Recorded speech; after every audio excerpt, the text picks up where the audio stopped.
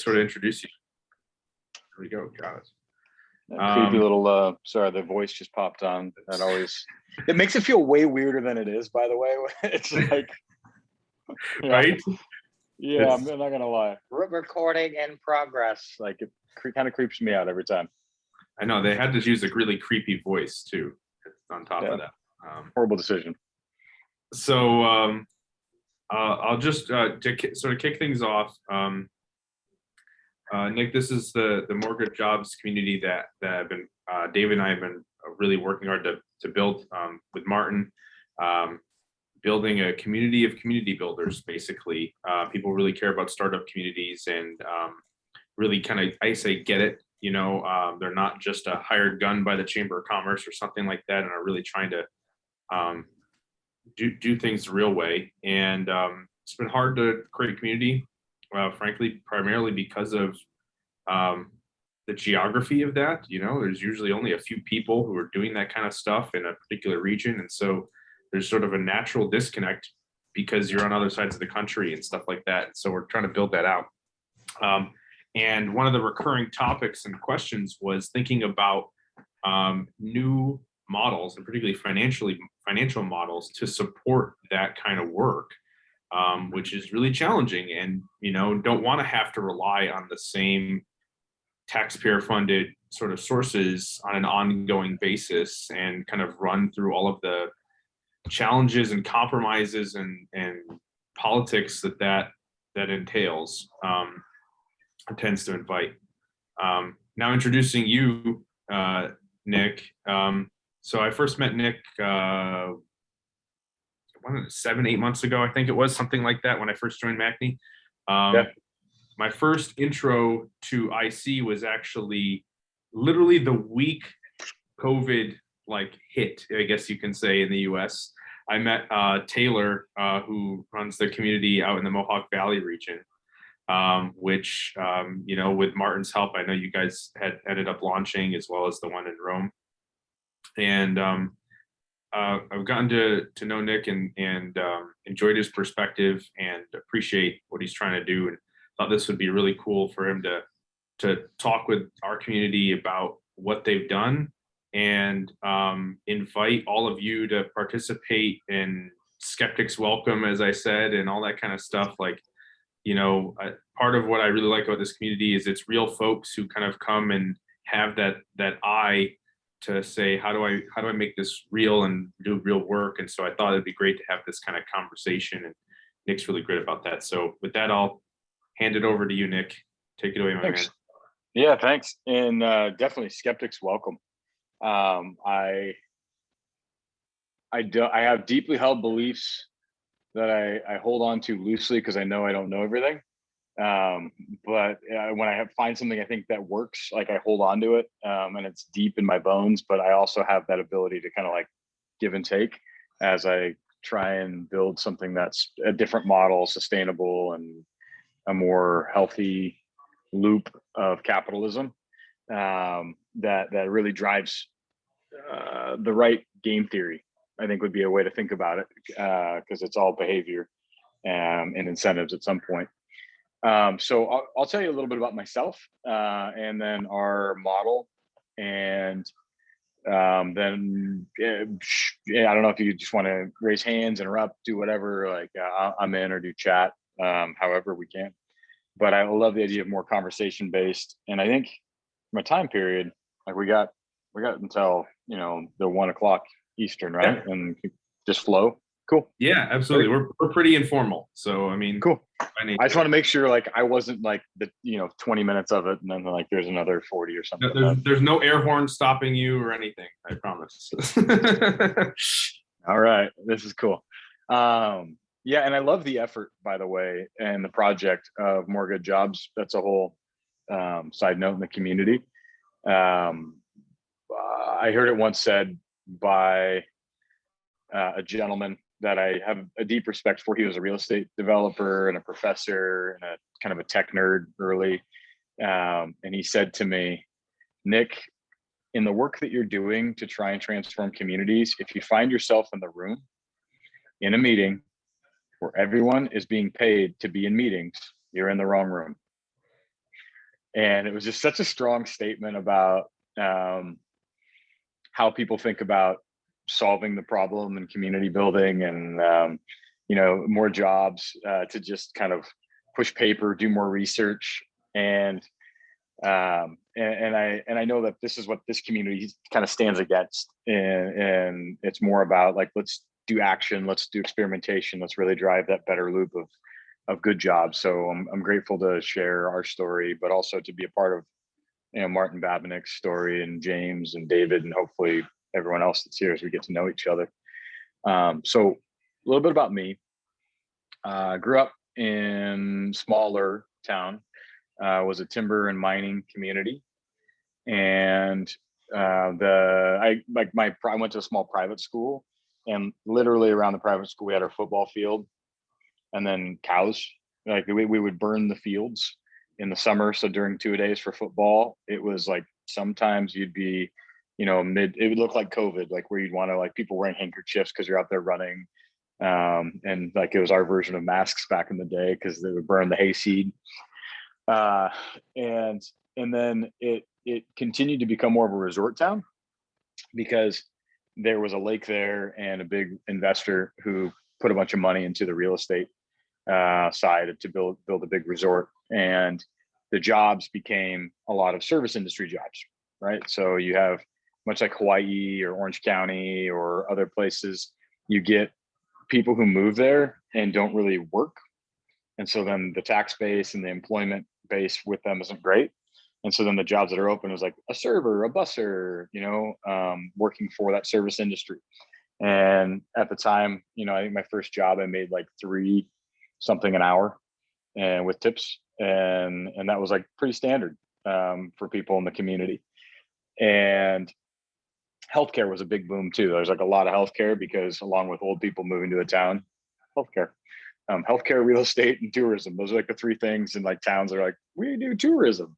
Those are big drivers of good jobs. And government. But the reality was, I was there, got super involved in churches and schools around 16, 17. And at age 18, full-time, started working on a nonprofit project to help young students, like middle school and then high schoolers, find their fit in the world, like what motivated them to then drive behavioral change so that they could accomplish what they thought they were on the earth for. Like, so set a big audacious goal, like see the world in a more open way. Maybe your path isn't just being a rock star. Maybe there's something else, or nowadays like YouTube star or blue check Instagram famous, or like an esports champ. And so then it would help these young kids see the world. And then we would have this process of training them throughout the year, depending on what they chose as their goal. They want to do an international trip, a national trip, a regional trip, or a local trip. It then had branches off of each with pathways they had to take that would help them unlock that final goal. And so when I was, my late teens, 20s, taking trips around the world with students to do leadership development, and got to the point where we were running programs every quarter that would have anywhere between 800 to a couple of thousand students gathered for the high schools and the middle schools to look at, helping them see the world in a bigger way and the problems of the world and how they could use their lives to create change. And it was very significant at helping families open up dialogue, helping students figure out that they have a purpose on the earth, not just to kind of float as a teenager. And I share this because that is really a baseline for a lot of my programming now, and looking, how do we create better jobs and how do we motivate people? But my story arc goes from working with thousands and thousands of teenagers, and when I was 21, stupidly or really awesomely, went to Africa with 67 high school kids. Like things like that I look back on, like, who let me do this?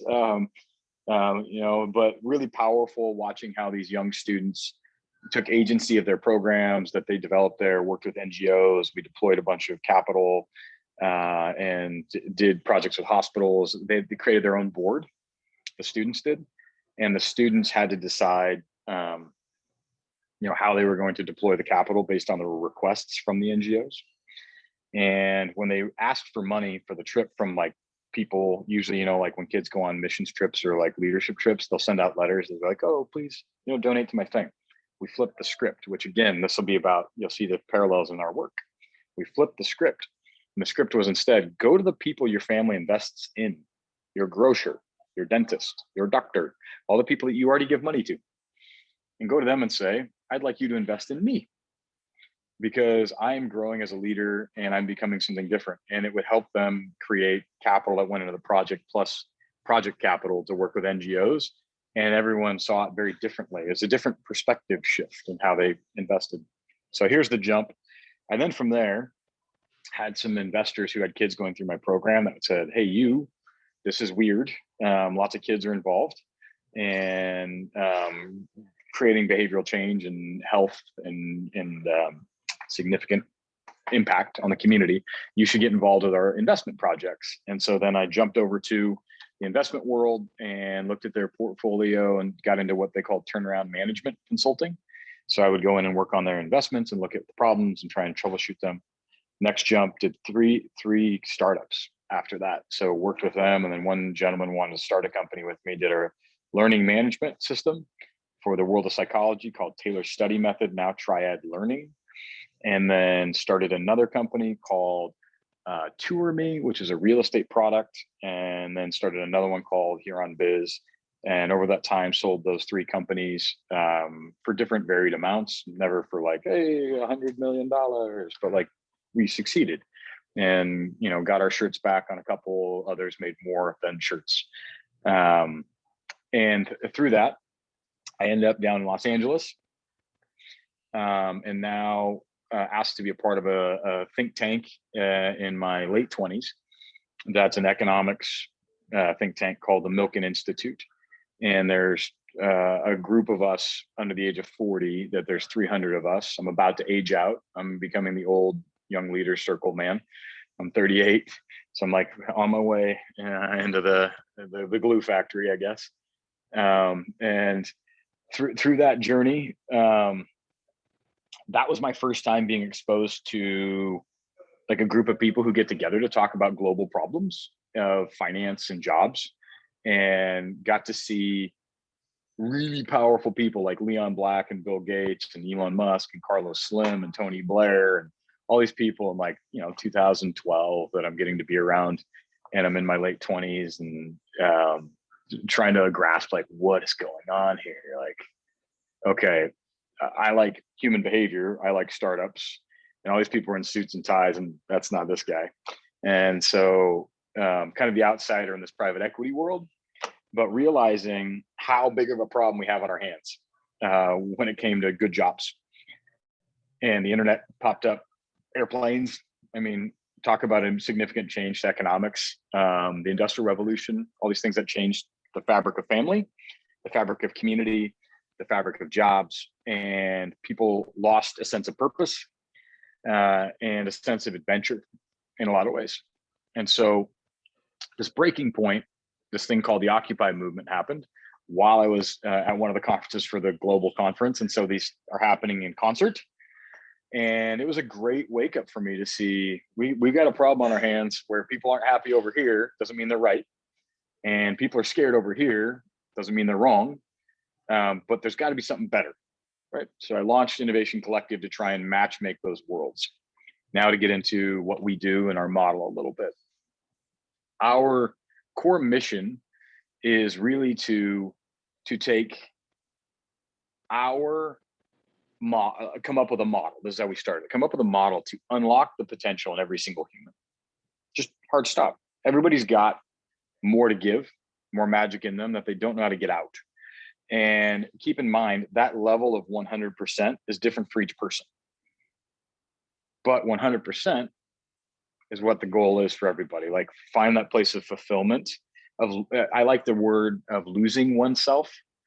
Some people say finding oneself, but like, when you found a project and you lose yourself to it, or like James, you're working on a car and you lose yourself to it because you like cars, and like there's just no other weird thoughts going on. Like you are just in present moment with something you love, and you're just like, you're dancing with it. That's a special thing that not a lot of people get to feel. And so instead, they never really lose themselves to something. They're just obsessively second guessing, struggling, trying to find like their fit in the world, trying to make enough money, stressing. And that's dangerous for the human condition, because we're designed to lose ourselves to a big project. That's how, survive, right? If you're running from a saber-toothed tiger, if you're trying to put food on the table, if you're trying to like figure out how to stay warm, move your little Bedouin camp to somewhere else, like you don't have time to sit around and think about those things. You've lost yourself to survival. And so in human nature, like we kind of like that. Like that's just kind of us. We like that struggle, the mountain to climb. Hence why capitalism kind of works. So looking at this moment where people are stuck in society, and so instead of losing oneself, we're camping on City Hall lawn screaming at politicians. I thought, well, let's figure out how we can come up with a theory that unlocks that potential of 100%. So the methodology was then, well, let's get into communities and deconstruct this. So our process became about 70 events per year per community. And it really comes down to 4 key things that I think are crucial. And then I will explain kind of our financial model, because I think that's important too, or some people have some questions. The 4 key things are is that people need to connect with one another. Like we have a very specific way about how we get people to connect. But when I say that, don't take it lightly. Like I really mean connect. Like, when your community is connecting, and when it's like cliche. It needs to be fun. People need to be seen, not noticed. It's very different. Be seen, not noticed. Connecting is being seen. And so you need to create an environment where people can connect with one another and be seen. And that's not some deep therapy. It's nothing weird like that, but it can be how we do it. That's like a really interesting methodology, is we find all the hidden stories of a community, and we start to have those as storytelling nights that we get local beer and wine sponsors, and it's just free wine and beer, come out once a month. And we have this method of a series of questions, and we try and put it in the newspaper after, so it tells the story in the newspaper with a little positive propaganda. But it could be anybody, like the local grocer who's owned the grocery store for 3 generations, a local boat maker, the superintendent of schools. Who are these leaders? Who are these entrepreneurs, these creators? That it's not about this flashbang of here's this giant of industry that everyone needs to know that came into town from here, but it's like, here's that dude you walk by on the street, that lady who's been building a massive thing under your nose that you didn't know about, and you literally are pushing the cart behind her in the grocery store. Because it does something special for people to be seen when they can be there and be inspired together, and it creates groupthink. So that's one of the forums we create for that connection. We do many others, but connect deeply. And then create a database around that, create ways to email, forums for people to share information, like the Mortgage Jobs Forum. You can use something like a Mighty Bell. You can use a Facebook. You can use a lot of tools that are out there for people to connect and communicate. The other one is, then they need to share their big ideas. So like, get these big ideas out. Like, what do you want to build? And so we talk about that internally, as people need to then define what career or startup do they want to build on? What idea do they want to build on? And we have forums for that, where people share their ideas that we've developed over the years. And by the way, we've tested probably, I've been to over 200 small communities in the last 8 years doing this. Like just throwing all spaghetti at the wall, interviewing mayors, business owners, testing in cities, we did beta tests of our model in France, Canada, China, United States, Aruba. We've worked with the government of Aruba. We've worked with, I don't know, over 10 mayors, easily over 10 mayors, 10 governors, like just really getting in there and turning the knobs. And so they have shut down countless programs that we've tried, to be honest. And so then the second one is get people to share their big idea. And when they do this, we do it in a forum called Coffee and Concepts. That's one of ours. And the idea is we talk about tech news that's happening that's interesting. And then we say, hey, what's a crazy thing you've been thinking about or a thing you need help with that you're working on?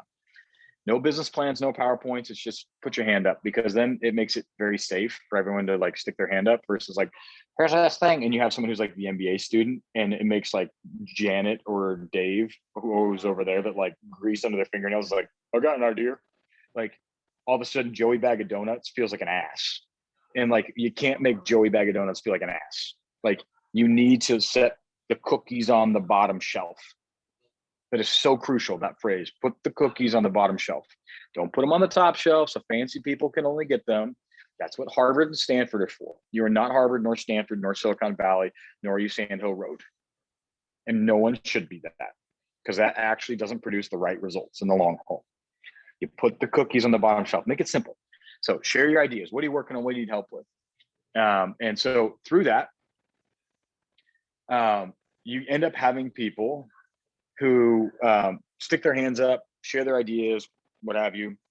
And now you have them out.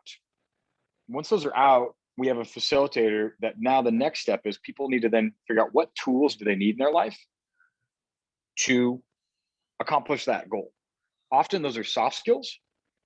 It's like, I need to become a better human being. And then they're technical skills. I may need to learn how to code. I may need to learn how to do certain design. I may need to learn certain things in finance. On the soft skill side, we've developed our own curriculums. We have our own environments we've created that help teach those, because we've realized most people don't do those effectively in the whole workforce space. But then when it comes to the technical skills, we partner with community colleges, workforce boards, trade associations, employers, universities, and we plug in all these rapid learning pathways and four-year pathways to the community. So we create demand on those industries or those providers. Then the next thing is, so connect, get the big idea out. What skills do you need? Then it's start the career pathway and grow the company, like whatever you're doing. That looks like knowing the phase people are in on their projects and connecting those dots. Connecting those dots might mean to local investors, bankers, SBA, other talent that they might need along the way in the community or out of that community. And I know a lot of this sounds logical, but it's actually, it's crucial that it has this stack and all the pieces. A lot of people think about making a startup ecosystem. We actually gather seed investors in every community, do a venture fund. We do our own real estate with local real estate investors. We do this whole process of 70 events, and everyone goes, well, that's the whole ecosystem stack. Well, yep. Because most communities are missing some of these pieces. And if they're already there, we pull them into what we do and make it inclusive. But there are literally communities we go into, they have none of that. And so if you come in and only do events and you don't have venture capital resources or real estate resources, guess what? Cool, you got events. And then people start building healthy companies. Where are they getting the investment money? Well, it'll come. Will it? Like, no, it's really hard. Like, it's not that simple. It's not like, and then if you come in with money only, what do you get? You get just like, flies to shit. Like, just let me say that. You get the deal flow that can't make it in Silicon Valley. That comes to the money there. Hard stop. And so you don't want that only. And then if you just do real estate, what do you get? You get some people who lease up stuff and they don't have a good ecosystem culture or ethos and relationships. They don't have the capital to stay sustained. And so you get a government funded incubator or accelerator space where everyone pays low income rent at the airport. Like, that's a common thing across the nation that sucks. I have strong opinions about these things, but our business model, those are some of the methodologies, and there's very distinct ecosystems inside each one that we've created that have very clear curriculum, a playbook. It's called Better is our process that we take everyone through. And governments, like we're taking the college program and part of the government of Guam through this process right now for them to rethink their whole entrepreneurial ecosystem. So we're transferring our methodology to them for their playbook. It's called Better. And it's not like, hey, we're better than you. It's like, hey, let's look at a better way together. That gets into the 70 events, the real estate and the venture. Now, to our specific business model, we come in and we do a 3-year contract, 3 to 4 years, where we lay out and say, hey, look, to seed fund this whole thing, there needs to be upfront capital to get this engine going. You can build it in a very scrappy way, in a very lean way with partners. I will say that. I've done it before.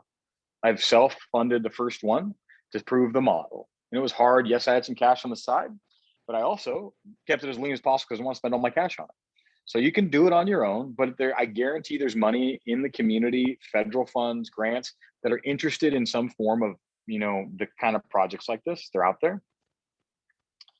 And local sponsors. So we launched this 3-year project that is all these events rolled out over the process of 3 years, which includes real estate and venture at the end. This 3-year seed fund of investment to get these events up and going ends up becoming offset, and it gets offset by local community members eventually paying different levels of membership fees.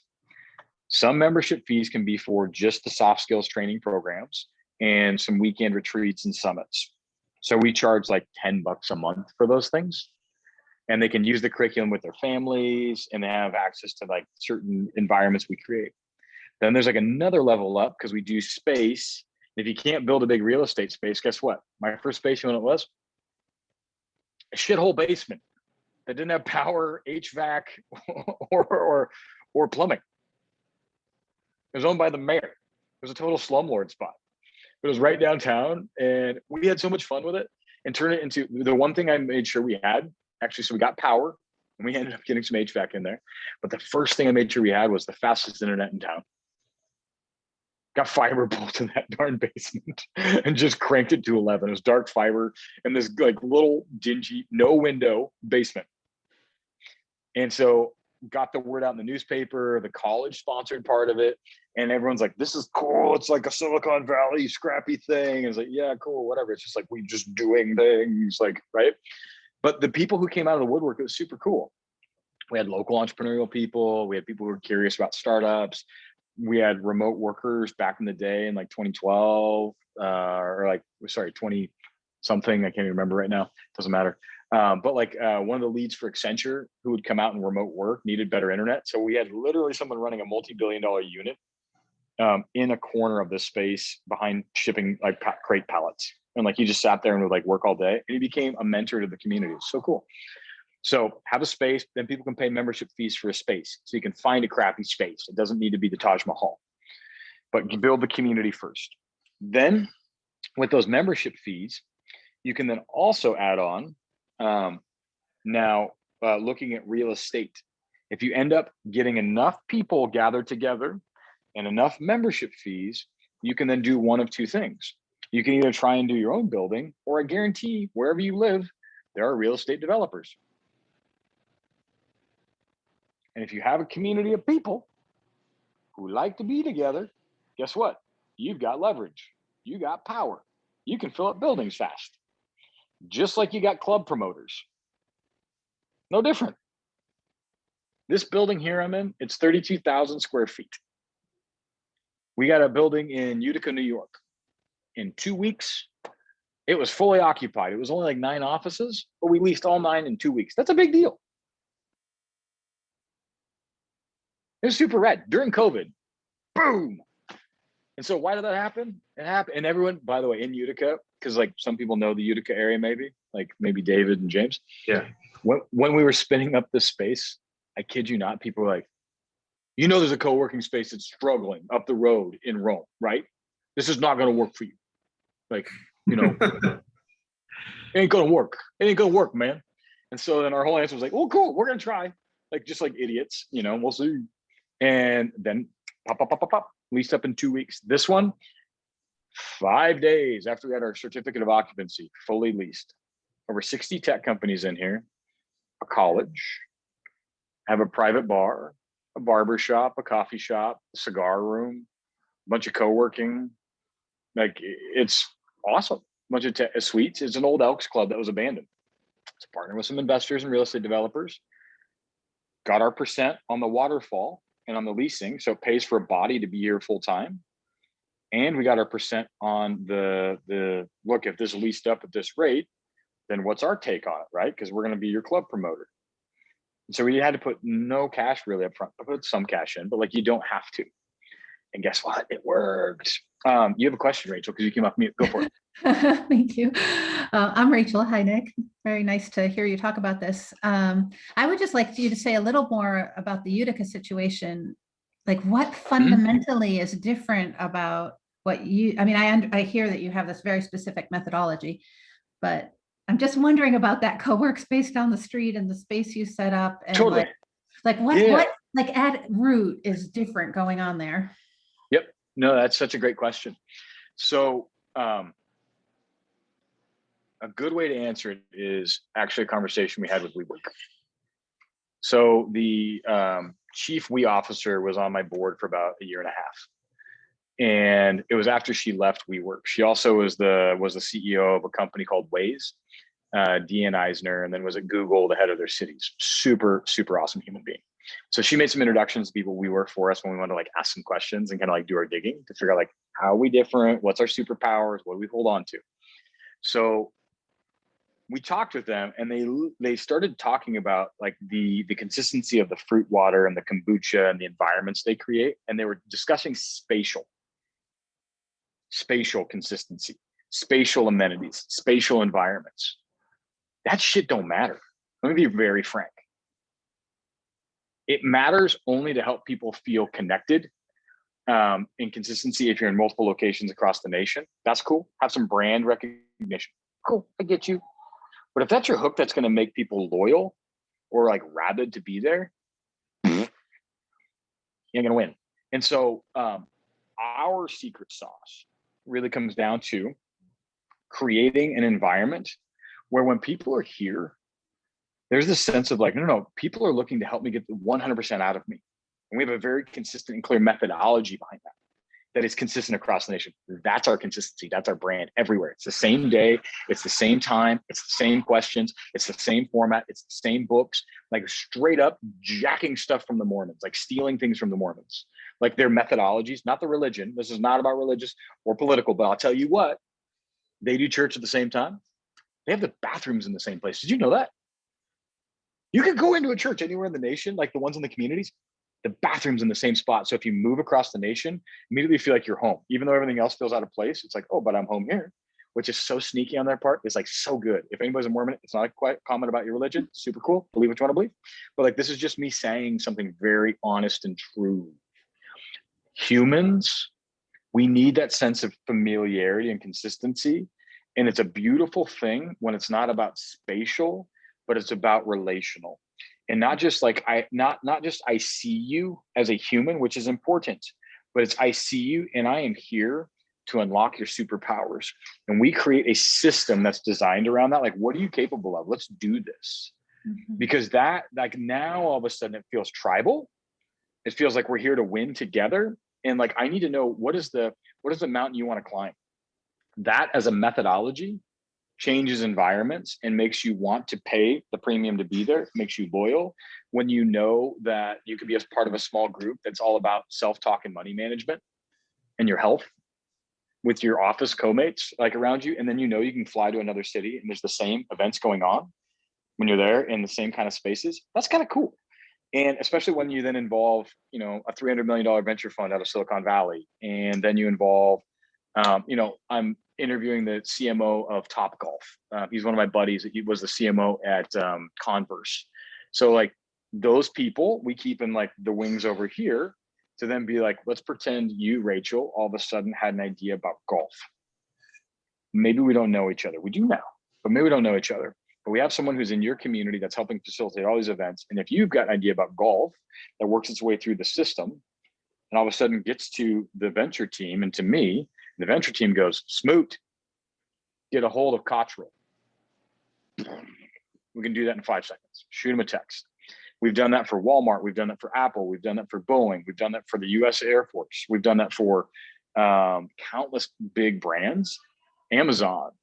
And the heads of R&D at these companies and the heads of their startup kind of ecosystem stuff, they've realized like, look, we're here to help them, which is a whole other way that we drive revenue as well. But this to specifically answer your question, all of that is a stack. Screw your fruit water and kombucha. Yeah. Like that is the differentiator. And even if this may sound silly too, I think you could like sell out a co-working space if just you made the standard like, hey, every time you show up, I'm going to give you a hug. I think people just show up for that. It's interesting that you bring the faith component. I'm actually an ordained Baptist minister, but I'm currently building technical infrastructure for community ecosystems, very aligned with the mentality that you have that comes out of my faith background. Yeah, and it's so much like that in church. Like as when I was building the church that I served for 8 years, everybody wanted all those jazzy things. They wanted the band, they wanted the, like all that cool stuff. And they would ask why our church was growing and why we had piles of interns coming and why it just looked so different. And it was exactly the same types of answers that you give, which is everyone gets a hug when they get there. There's no judgment. It's massively inclusive. The cookies are on the bottom shelf. Like there's not a lot of weirdo language. All of the, so it's, that authentic community. And so I have a couple questions about that relative to what you're doing. One thing I've discovered with working on things like this is it takes really like conscious leadership. And so how do you replicate leaders that can lead communities like that? Because I think they can fall apart if you're not there, right?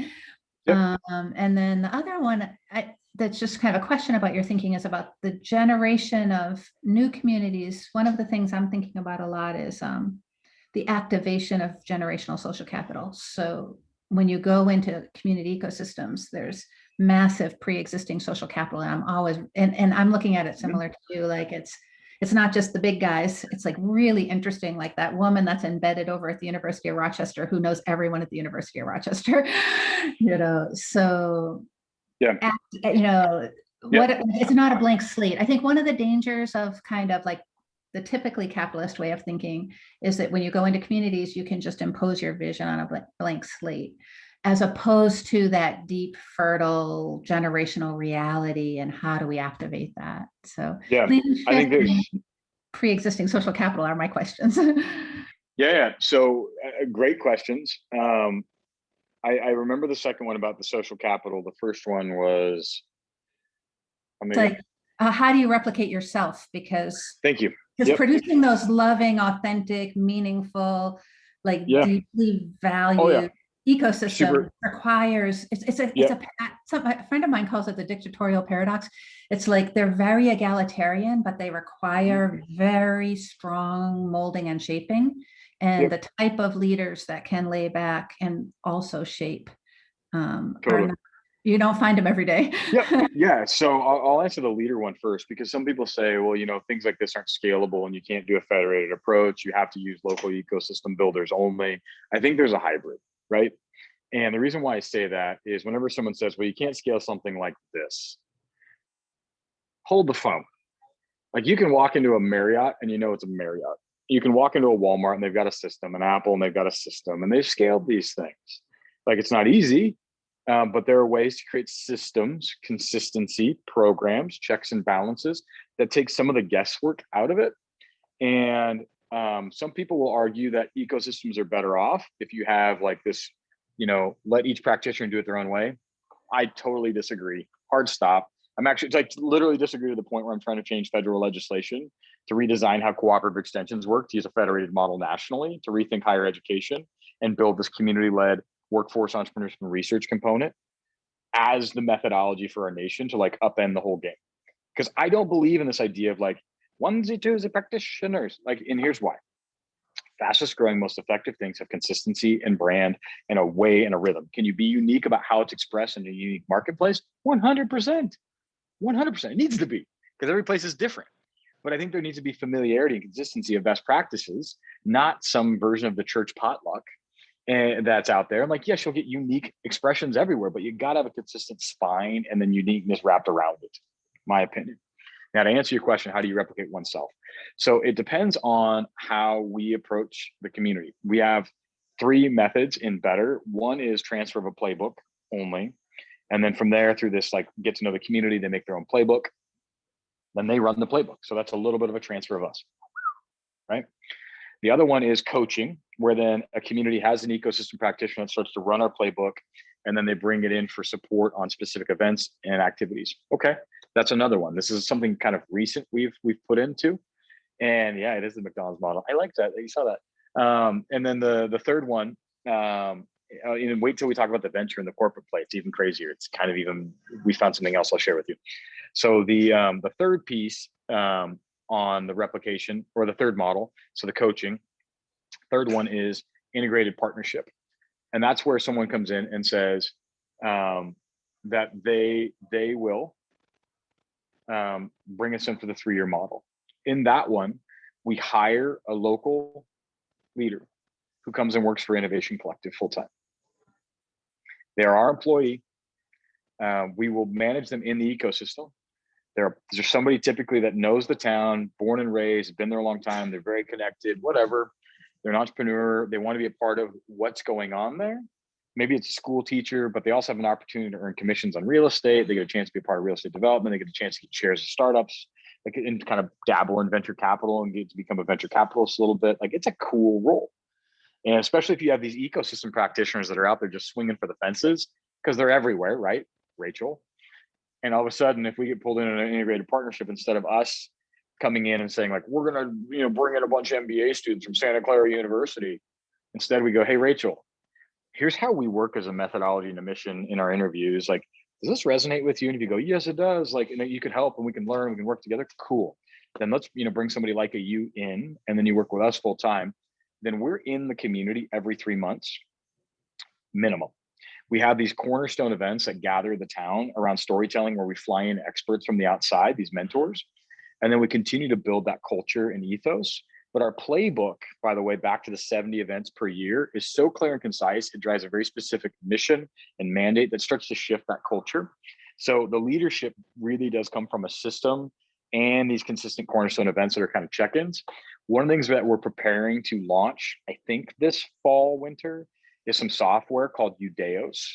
And Udeos is built on the concept of moving our country away from understanding capitalism only as a brand and understanding eudaimonia as a brand. Eudaimonia meaning human flourishing, which, yes, still is building things of value, receiving value for said things, but it's also laughter, connectedness, your personal health, wellness, all these things that encapsulate this sense of complete well-being. The complete, like, full body yes. Not just my bank account says yeah, but like yes. Like, that is eudaimonia.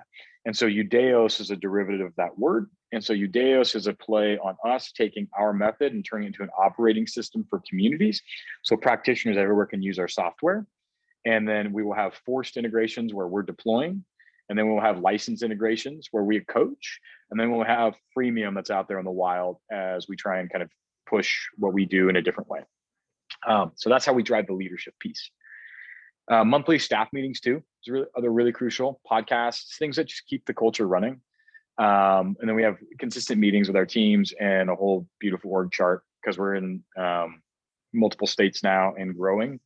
We just signed Texas, a project in California, and a couple other ones as well. The next question was changing social capital, or like how do you change the environment? Which I love this question. So good. We pull together what's called a success team of kind of key players in the community, like influencers, like you talked about. And we also kind of read the tea leaves of a town, and we look at, hey, what have you guys been doing historically, economically? Like, where's the pent up capital, financial capital and intellectual capital, right? Because it's always there. It's lurking. Like, there's a dominant industry in every community. Hard stop. When everyone likes to say a healthy economy is a diverse economy, meh, I don't know about that. Like, San Francisco was built because of a certain thing, same with LA, same with New York, same with Miami. And so, like, we need to understand certain things drive markets to transform, and there's pent-up talent and pent-up money. So once we kind of start to map out what those things are, we then look at those things, and then we say, well, what's going on right now that kind of smells like these things? Like, any cool, fun, young firms that are connected to this industry somehow, that are future forward? Oh, interesting. We call those startups or young firms, right? Heartland Ford has done some great research on young firms. It's a spin out of the Walton Group and Milken Institute. Really cool. Then you map those young firms, and then you look over the edge, and we use some data from Singularity University, Brookings, others, and we try and look at industry trends. And then we try and create a straight line. Here's what we do. Old industry, old wealth, old money, hot new stuff, future money, where there's like abundance. And we go, well, this one's kind of straight. All right, sounds good. And then what we say is, hey, ladies and gentlemen of this community, you're going to be the future of this industry. Now go, really? And you go, yeah, here's why. Because you're going to be like a talent and an innovation engine for this. And here's why, because you all got a bunch of money here and a bunch of talent here and a bunch of hot firms here. And by the way, this is a X trillion-dollar industry over the next 20 years, 50 years, 100 years. And it's going to displace a bunch of your jobs. And so either we can make it here and go displace other people's jobs, or we can lose. What you want to do? And all of a sudden you realize all these people go, wow, well, that's smart. And there's already companies doing it. And then you start to, when you do that pick of a vertical, what it does, two things. One, it rallies the old guard. It honors the young firms. And it helps you identify big brands that want to play. Because those big brands, like, sure, they want the DEI stuff where like they look good for doing something. Trust me, it's gross sometimes. And then you've got the other side though, where what they really want is they want talent they can hire, and they want innovation that they can integrate. And so if you can give them a geography or a city that's going to become constantly gathering together in events to become better human beings who create nonsensical ideas and take them to market, these big crazy ideas through a process around an industry that they care about, you now have another bucket of money that will put money into the city for sponsorships, for projects, for research, for things at the schools. And you have angel investors who are sitting back here with old capital. You've honored them, and they're going to loop in because, well, it's just the new phase, right? It's not like you're, creating a bunch of TikTok stars in a farming city, but it's how do you realign the market? What that does for pivoting that energy, you're not actually pivoting it. That's the cool part. You're helping focus it and channel it into something that's already respected there. And the reason why I think a vertical matters, some people say just build a startup ethos, a startup community. You could, and that's fine if that's what you want to do, but I think you're wrong if you want to be really powerful. And the reason why I say that is Techstars, they have a vertical, right? Y Combinator, they do sprints with verticals. Venture funds, they have specific practitioners over specific divisions, the best venture funds in the world. Why? Focus matters. And when you focus, you can start to get and gather experts, talent, consistency, because the golden goose is low valuation, industry specific, consistent deal flow. That's viable, market ready, or tech readiness levels, different levels. So if you can build a city that's just like literally constantly percolating those ideas with a bunch of fail rates over here, and then the onesie twosie good ones, like, over a 5-year period, maybe you spit out 10 $100 million companies. Oh my gosh, that's so awesome. And especially if you just did it for the industry of hair or death. I want Death City. Think about that for a second. As morbid as that sounds, Rachel, you're involved with churches. People suck at death. Like literally suck. I just had my COO die, and I'm watching his family struggle. I'm watching them like try and figure out where some of their like assets go and like how do they collect on life insurance, all these things. Just the administrative side's a nightmare right now. So there's a SaaS product, let alone like cemeteries are kind of weird. They're beautiful, but weird. Wouldn't it be cooler if it was like trees with just people that were like part of the fertilizer and then you go walk in the forest with nameplates on them? Or let's look at like books, games, poetry, consulting firms, how to prepare people better for retirement. So there's finance that goes into it, fintech. There's a whole process of like what we do to bodies. That's kind of weird. So many things. My friend who's a real estate agent here just expanded his business to helping baby boomers get rid of all their stuff. Yeah. There's massive, like baby boomers kids don't want their stuff, Totally. So here's another key piece to like the viability of it is like now you drive specific deal flow. You can court certain venture partners. You can also court big corporate brands. For us, we have a robotics city. We're able to produce for Walmart 3 PhDs that they needed for a major project in robotics in under 48 hours that they hired. So you start to build. Think about that model in Rochester, because in Rochester, for instance, Kodak is what it's sort of the absolutely dominant industry. it turned out it was kind of a chemical company full of scientists, not really a company that was prepared to become a digital camera sort of company, right? So it makes me, but now our dominant industry is U of R and healthcare, second biggest healthcare in New York State. So I don't know. And now I'm trying to like do your map. I'm like, all right, like what are the emerging industries? What are the, Well, and just remember this. Misunderstand because we have all these scientists, we have all these chemical scientists. Like, what do we do with all these chemical scientists? Well, and remember this though too. This is one of the things I think it's really important to share, and we tell all of our clients this, is that I can see right now James, Rachel, Kelly, David, and Brittany. The 5 of us, because we said 5, that's what I can see on my screen. So that's why I said it. 5 of us, 6 of us could all pick an industry, any one of them, and like cut them up, put them in a hat. And then Kelly could draw one out. And then if Kelly drew it out, I was like, all right, guys, we're going to build a startup ecosystem around this. We could still build very powerful startups. And it could be like, whatever, pants. Like, okay, let's build a pants city. And like, I kid you not, we could spit out a bunch of really interesting talent and startups around the future of pants, data companies, science companies, entertainment companies on YouTube, new forms of news, new chemical processes. How much goes into like the whole the water process on jeans? I know some people at Levi's.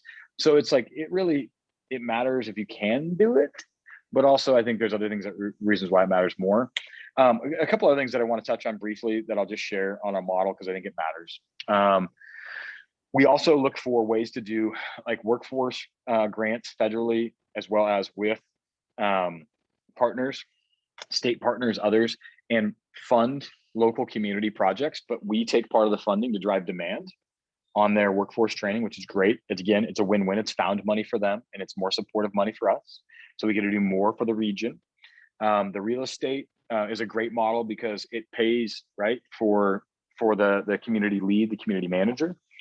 Sponsorships can come in 2 ways. One, they come for event specific or pitch days. We said AARP sponsor one of our pitch days for the future of aging in our Florida city, which is like old people city. And then we're also working on them to actually be our corporate partner that will own the town. So they will then pay an annual check to own the community. I'm already working on one. We're getting ready to launch some activities in the Syracuse area. And James, I think I told Randy this, but I'm already talking with a publicly traded company about buying Syracuse. Like, they don't buy the town, but what they do is they cut checks that then sponsor all the activities. So they get like these DEI assets of like people sitting around talking about their self-talk, and yet they're tied to their industry. And so then they can share mental health photos to all their shareholders, which then makes their stock price go up. Like, then they're happy. But then at the same time, they get innovation and talent that's working on the whole integrated community. So there's a way to bring in the partners as well. And the goal really is on the venture stuff, that there's a percent taken of each of the startups that comes through your venture engine, where you're taking them through studio or like a venture studio or some sort of a model. Maybe it's founder shares. A group that did really great on doing a venture studio model is Pioneer Square Labs, PSL, not Pumpkin Spice Latte. There's Rachel's asking a question. Democracy and power. That's a great question. I don't know what that means, but there is a lot of questions about democracy and power. Which one, the McDonald's part or my question, Rachel? On corporations owning towns. I got a lot. Oh, yeah. So careful with running with that language. So the reason why I say it that way is we have the old traditional model of company towns, right? Where people would pay people in like, chits, and then they had to shop at the company store and live in the company apartments and all those things. The difference of this model is they actually don't own the town. They don't have real estate there. Maybe they have a venture shop or they have a small firm, like a lab. But what they're really doing is they're paying money to empower all of the constant activities going on that are around the vertical that they care about. So it's like a license, like putting your name on a stadium. And so all they do is they want people to know, hey, we're here. So it's brand recognition for them. Come work for us. And they also get to influence some of the R&D. They don't get to control you or your people or your ecosystem, but they can say, by the way, much like X Prize, hey, if people solve these problems for us, they'd be worth billions of dollars. And now that just inspires the science fairs at the schools, the entrepreneurship labs, your startup vendors, and they become mentors that come in and out of the community. So that when you have someone who's solving a problem that you know that they want to pay a lot for, and there's a relationship built, you can play the arbitrage, take a couple points on it, and also match make these people as you've nurtured the company over a 2-year period. And then you go, hey, person XYZ, we got a company that you should be acquiring or investing in or partnering on, which is great for them. So democracy and power, I'm with you, but here's one of the questions we need to ask. Something has to happen, and this is over my pay grade and yours. I assume, I don't know, but just based on the fact that you're not in the White House, so I assume it's probably over your pay grade. But the reality of it is this, is that I look at the situation with current capitalism. We have monopolies who have won the game, and they're buying whole industries. So they're buying whole industries. Like, think about that for a second. The GDP of, I think, Russia and maybe it's Germany, I think it is like now the market cap of like 4 of our US companies.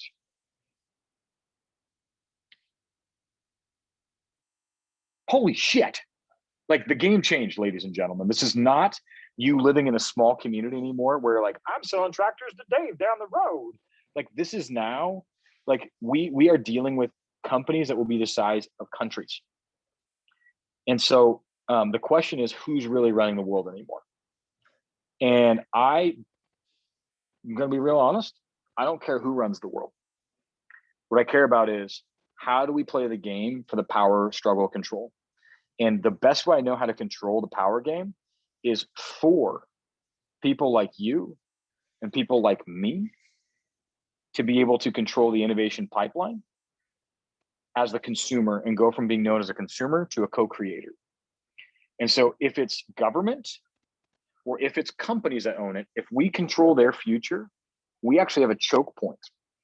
And if their taxation has to go into, because they're about to be overtaxed or broken up, not sure which one's going to happen. If we can give them a backdoor or a pressure relief valve where they can actually get talent and innovation from a market that they don't own, but they can sponsor it instead of giving taxation to be redistributed in mass to everybody, which doesn't really get great results anyways, because government's not efficient at delivering those things. But then we can tighten that loop and the relationship between the innovation cycle, the talent needs, and the community. Because if we go back in history, governments actually weren't that involved in business. This is the interesting thing. They were too busy fighting wars. We don't have that many wars now, so they've gotten really good at dealing in business. And our governments have gotten bigger and bigger and bigger and bigger. And so I don't know the answer. I'm going to be really honest. Like, this like sits way out here. What I do know is I want to be so tied to my neighbors, and I want to obsessively making really cool things in like our lab of our community. And like, I want to be able to like give it to whomever's in control and say like, this is what you pay for it. And like have that equitable relationship that way. That's the power struggle that we have to control. And right now, too many people are howling at the moon in hopes it changes color, trying to change like capitalism and like politics by screaming. And that won't get us anywhere. I know we're over time, James. No, that's all right. I mean, I'm thinking, Nick, this is awesome, and definitely want to invite you back for another one, for sure. Because there were several people who asked me to record it, and I know would love to sort of engage with you. My thinking is, that's why we have the platform. So, Nick, you're on it. Please, I'll sort of start a thread. Feel free to start one as well. Just sort of throwing out your ideas. Rachel, if you have another question you want to ask him, put it on there and tag Nick. He's part of it. And we'll keep going. We have several more we got meetups, we got hot seats, we got all sorts of stuff coming up in the next few weeks that all of you are welcome to join. There'll probably be threads of this conversation throughout there. And again, I'll definitely connect with Nick to have a dedicated one about this to follow up, because I just think it's awesome and fascinating. And frankly, Nick, even after knowing you for how many months I learned some new stuff that was really interesting and inspiring. Cool. So I'm looking forward to that for sure, man. I appreciate you taking the time to do it. I'm pumped. And I can't wait to see you soon, man. Yeah, likewise. It's a complex project and a complex problem. And I just want to say to everybody who is here, if I can have like a few seconds. Yeah. Is that cool, Jim? Of course. Please do. Awesome. Or David, you're in charge, not James. Stop talking to James. David, thank you for telling me I have a few more seconds. No, I'm just joking. I just want to tell everybody who's maybe still listening, or if you're watching the video, I know how hard it is to build something that doesn't exist. Like, it's super hard. I've started and built 3 of my own startups. I have built startup ecosystems. I have spent time around the world talking to practitioners trying to figure these things out. And it's not easy. There is no secret sauce. There are methods that work, and I'm doing my best to package those up. So are other great people like, Martin has done a great job in his book. Brad Feld has done a great job. There's some great information out there, but I just want to tell you how stinking proud I am of you for seeing the need to be a catalyst in your community, to unlock the potential that is sitting latent. Because if we can unlock latent human potential, and if people unlock that potential by tackling big problems that get them excited, did you know we actually can solve for many health problems, mental and physical, financial, education, relationships? Because people stop wasting their damn energy on things they can't change. And we're in a loop right now that is super dangerous, and we know it, around pills, around food, around mental health, and it's not getting better. The one way out is to get your neighbor to say what they dream about, what they wish they could build, and then you go, how can I help you? What do you need? And then take real damn action together as a community. Hard stop. That's the secret sauce of building a healthy ecosystem. There's a lot of nuanced things to make it accelerated, make it better, but that's it. In a nutshell, that is the one thing that I'm convinced it could fix obesity, diabetes, suicide rates, if people had big projects to work on and people who cared about them while they worked on them. Because they don't sit at home spinning in their mind about, oh, I was supposed to be on a yacht someday in the future, but instead I'm just sitting here with my finger in my belly button watching YouTube. It's well, neat that you have aspirations and there's a pathway out of it, but instead you'll find you're much happier instead of being on the yacht, being in your garage, cutting off your finger because you're trying to build a project and you blew it off. Look at this, I lost the finger. As crazy as that sounds, people are happier that way. I know founders who have nearly blinded themselves and have built now companies that are, one's the world's fastest 3D printer that builds the strongest 3D printed parts. Saint Gobain just invested a bunch of money that had a big $17 million Series A. It started in coffee and concepts. Founder whose shirt was buttoned whoop. His girlfriend wouldn't marry him because he was unstable mentally. And he goes, I got an idea. That's literally how it started. I got an idea. Shirt, button, whoop, whoop. So just remember, super cool things are sitting inside of your neighbors. I'll shut up now. That's my wave my hanky preaching moment. And then I got to run to another meeting anyways. But thank you guys. Thanks so much, Nick. This is awesome. See you guys. Cool. Bye.